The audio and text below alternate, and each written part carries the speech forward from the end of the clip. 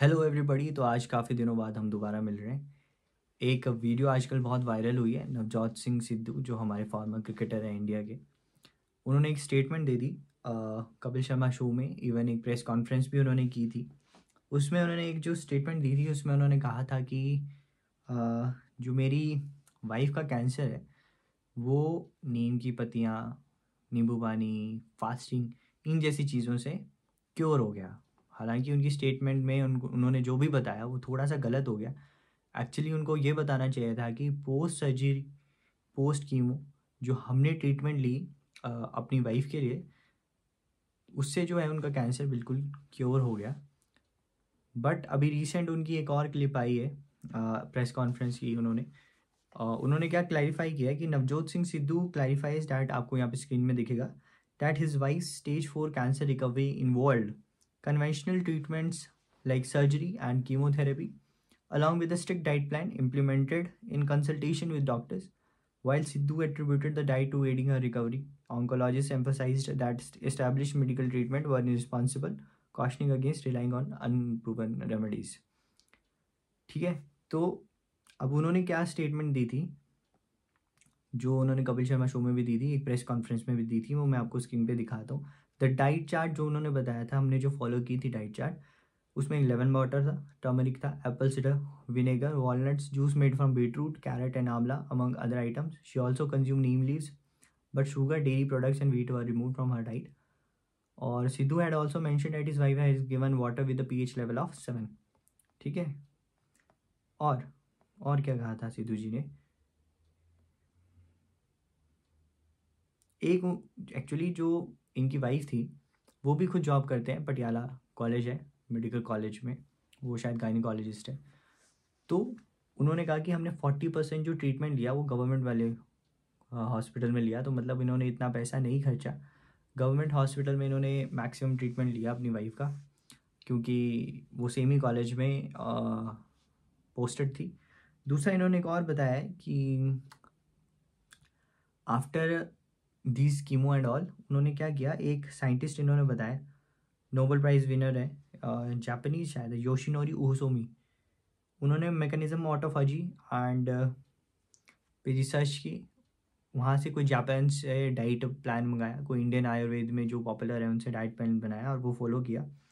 उसके बाद जो उनका कैंसर था वो प्रॉपरली ठीक हो गया, है ना। और फिर उसके बाद क्या हुआ कि कंट्रोवर्सी इतनी बढ़ती गई कि मार्केट में जितने भी डॉक्टर्स हैं, इवन टाटा मेमोरियल जो हमारे इंडिया का लीडिंग कैंसर इंस्टीट्यूट्स है, और भी बहुत से इंडिया के private corporate sectors, even government जितने भी डॉक्टर्स हैं, ऑन्कोलॉजिस्ट हैं, उन्होंने भी काफ़ी हेडलाइंस ऐसी निकाली कि ये जो स्टेटमेंट है वो ओवरऑल पूरी तरह से ठीक नहीं है, लेकिन ये गलत है। चलो मैं आपको थोड़ा सा बताता हूँ व्हाट इज़ कैंसर। एंड जो भी मेरे सब्सक्राइबर हैं जिनको पता है वो बहुत अच्छी बात है, जो नए हैं उनके लिए एक थोड़ा सा छोटा सा मैसेज मैं बताता हूँ। सिद्धू जी की वाइफ को जैसे ये कह रहे हैं कि ब्रेस्ट कैंसर है, ब्रेस्ट कैंसर इंडिया में बहुत पॉपुलर है, अभी हिना खान को भी हुआ था, उस पर भी मैंने वीडियो बनाई थी, आप देख सकते हैं प्लेलिस्ट में जाके। और अब जैसे जो इनको कैंसर है ना, जो ब्रेस्ट कैंसर है इंडिया में, वो इतना ज़्यादा पॉपुलर होने वाला है आने वाले 15-20 ईयर्स में, लाइक डायबिटीज़, हाइपरटेंशन, इसका एक्सपोनेंशियल ग्रो होगा। ठीक है, ब्रेस्ट कैंसर का। और इसके रिस्क फैक्टर्स क्या हैं वो मैंने पहले बताए, क्यों इतना ग्रो करेगा, है ना। दूसरा, देखो बहुत सिंपल सी बात है, कैंसर को थोड़ा सा समझते हैं कि मान लो अगर मैंने अपनी बाइसेप्स की मसल्स बढ़ानी है तो मैं क्या करता हूँ, इसको हाइपरट्रॉफी या हाइपरप्लेजिया करता हूँ। ये दो टर्म होते हैं, मेडिकल टर्म्स होते हैं, we will not go as much in detail कि what is hypertrophy, what is hyperplasia. तो इसमें मैं क्या कर रहा हूँ, इस मसल की एक्सरसाइज कर रहा हूँ, तो इसको ये पता है कि मेरे को कितने टाइम में कितना ग्रो करना है, मैं कितना न्यूट्रिएंट्स लूँ और उस हिसाब से मैं अपनी ग्रो करूँ। लेकिन कैंसर में क्या होता है, there is dysplasia and metaplasia, मतलब ग्रो तो करती है कोई भी चीज़, इट्स नॉट अबाउट मसल।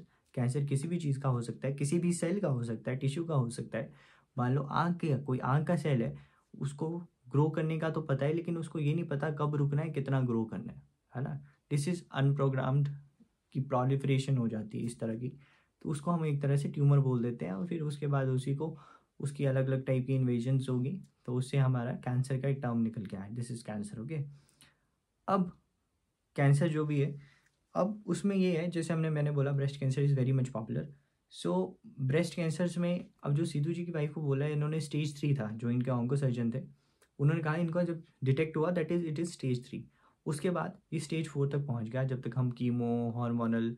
अब देखो बहुत से हमारी एडवांसमेंट एलोपैथी की इतनी ज़्यादा हो गई है कि हम एआई एक टेक्नोलॉजी आई है जिसमें हम इवन बहुत छोटा सा भी माइक्रो माइक्रो कैल्सिफिकेशन हम पकड़ते थे उसमें यूएसजी में, अब हम नैनो कैल्सिफिकेशन भी पकड़ रहे हैं ब्रेस्ट कैंसर की। सो मतलब स्क्रीन कर रहे हैं फॉरेन में भी और इंडिया में भी अब स्क्रीनिंग बहुत अच्छी हो चुकी है। Any lump any type of swelling आपके ब्रेस्ट रीजन में इवन एक्जिला में भी है, लाइटली नहीं लेना है, उसकी स्क्रीनिंग करानी है। उसके लिए डिफरेंट सिस्टम्स बने हैं, बायरेड्स बने। उसके बाद बहुत सी अलग सी टेक्निक्स हैं हमारे पास, early detection of breast cancer and early treatment. Breast cancer इतना एडवांस हो चुका है कि हमारी ऑलमोस्ट हर लेवल की ट्रीटमेंट अवेलेबल है, गवर्नमेंट सेक्टर में भी और प्राइवेट सेक्टर में भी। ठीक है, तो अब जैसे इनका स्टेज 3-4 था, डेफिनेटली अब स्टेज 3-4 है, मेड्स है, डेफिनेटली इतना ज़्यादा ब्रेस्ट का एरिया कवर हुआ होगा, सर्जरी हुई है। उनकी जो नई वीडियो आई है उन्होंने उसमें बताया भी है, सर्जरी भी हुई है, फ्लैप भी है, मे बी मेस्टेक्टमी की है उन्होंने। ठीक है, उसका फ्लैप्स लगाए होंगे, अगर लिम्फ नोड क्लियरेंस की होगी। उसके अलावा कीमो भी दी होगी, रेडियोथेरेपी भी दी होगी। उसके बाद ये सारे जो भी इन्होंने बताए हैं वो दिए थे। हालांकि इन्होंने डायरेक्टली ऐसा बोल दिया कि इससे ठीक हो गया, बट जो नई वीडियो है उसमें सब कुछ बताया कि भाई डॉक्टर्स ने हमें ये सारा डाइट चार्ट बनाया। इवन जो इनकी वाइफ ने ये बोला कि मैं ये बोलना चाहती हूँ कि जो आज एलोपैथिक डॉक्टर होते हैं, कई बार हमें लगता है कि ये जो डाइट है या ये आयुर्वेदिक बाद में जो ट्रीटमेंट हल्दी का दूध है, नीम, इनसे कुछ नहीं होता, इनसे चेंजेस आते हैं। ठीक है, हाँ ठीक है, आते हैं, वी ऑल बिलीव। मैं आपको एक बुक की हेडिंग दिखाता हूँ। एक्चुअली मेरे रिलेटिव में भी ब्रेस्ट कैंसर हुआ था, TNBC, वो भी स्टेज 4 था, शी इज़ ऑल्सो फाइन।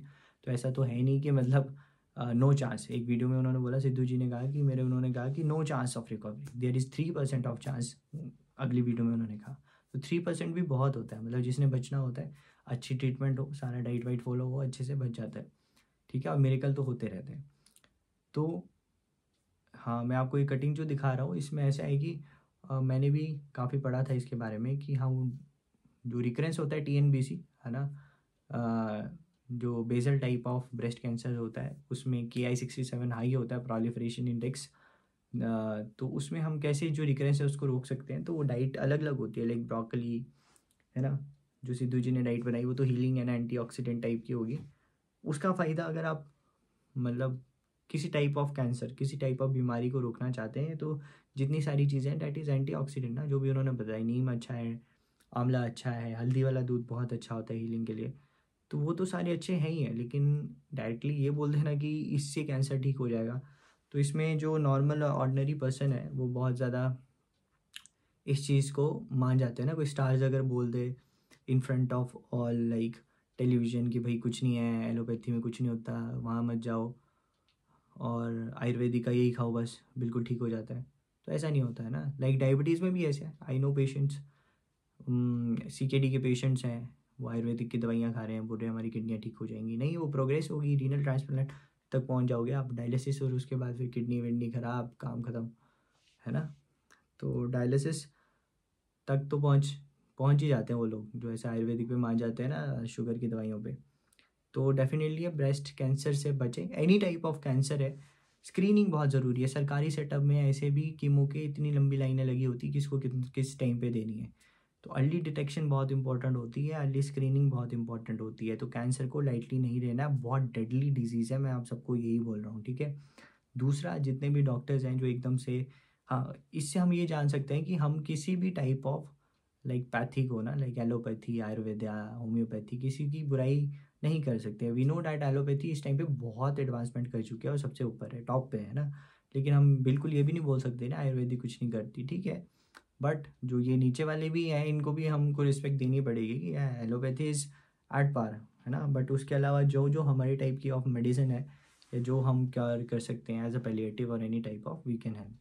सो सिद्धू जी ने तो चलो अब नई प्रेस कॉन्फ्रेंस में सब कुछ क्लियर कर दिया है। और जितने भी मेरे वीडियो देख रहे हैं, कैंसर को, किसी भी टाइप का कैंसर है, डरे नहीं, ट्रीटमेंट बहुत अच्छी है, इंडिया बहुत आगे पहुंच चुका है कैंसर ट्रीटमेंट में, तो आप दिखाएंगे। ठीक है, थैंक यू एवरीवन।